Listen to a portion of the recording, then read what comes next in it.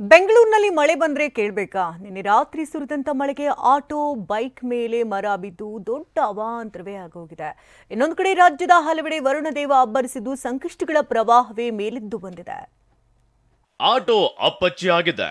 ಅಪ್ಪಳಿಸಿರೋ ಮರದ ಕೊಂಬೆ ರಸ್ತೆಯನ್ನೇ ಮರೆ ಮಾಡಿದೆ. ಮರವನ್ನ ತೆರವು ಮಾಡೋದಕ್ಕೆ ಹರಸಾಹಸ ಪಡ್ತಿದ್ದಾರೆ. ವರುಣನ ಪ್ರತಾಪಕ್ಕೆ ಮನೆಯೊಳಗೆ ನೀರು ನುಗ್ಗಿದ್ದು ಜನರ ಬದುಕನ್ನ ಹಿಂಡಿ ಹಿಪ್ಪೆ ಮಾಡಿದೆ.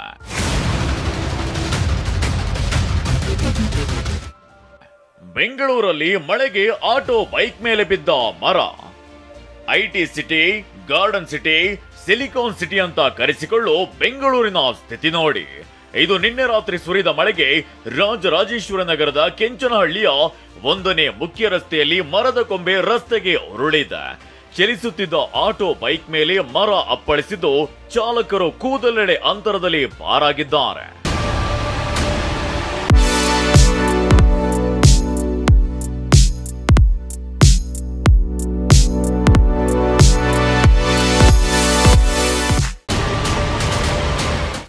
ಮರದ ಕೊಂಬೆ ಬಿದ್ದಿದ್ರಿಂದ ಕರೆಂಟ್ ವೈರ್ ಕಟ್ ಆಗಿದೆ. ಇಡೀ ಏರಿಯಾದ ಜನ ಕತ್ತಲೆಯಲ್ಲೇ ಕಾಲ ಕಳೆಯುವಂತಾಗಿತ್ತು. ಮರ ಬಿದ್ದ ರಭಸಕ್ಕೆ ಆಟೋ ಸಂಪೂರ್ಣ ಜಖಮ್ಮಾಗಿದೆ. ಇನ್ನು ಸಿವಿಲ್ ಡಿಫೆನ್ಸ್ ಫೋರ್ಸ್ ಸ್ಥಳಕ್ಕೆ ಆಗಮಿಸಿ ಮರದ ಕೊಂಬೆ ತೆರವಿಗೆ ಹರಸಾಹಸ ಪಟ್ರು.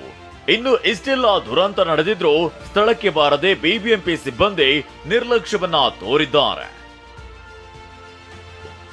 ಇದು ಬೆಂಗಳೂರಿನಲ್ಲಿ ಮಳೆಯಿಂದಾದ ಅವಾಂತರಗಳು ಆಗಿದ್ರೆ, ಇತ್ತ ಬಾಗಲಕೋಟೆ ಜಿಲ್ಲೆ ರಬಕವಿ ಬನಹಟ್ಟಿಯಲ್ಲಿ ವರುಣಾರ್ಭಟಕ್ಕೆ ಜನರು ಕಂಗಾಲಾಗಿದ್ರು. ರಸ್ತೆಗಳು ನದಿಯಂತಾಗಿದ್ದು ವಾಹನ ಸವಾರರು ಸಂಕಷ್ಟ ಅನುಭವಿಸಿದ್ರು. ಇನ್ನು ತಗ್ಗು ಪ್ರದೇಶದ ಮನೆಗಳಿಗೆ ನೀರು ನುಗ್ಗಿ ರಾತ್ರಿ ಇಡೀ ಜನ ಜಾಗರಣೆ ಮಾಡುವಂತಾಯ್ತು.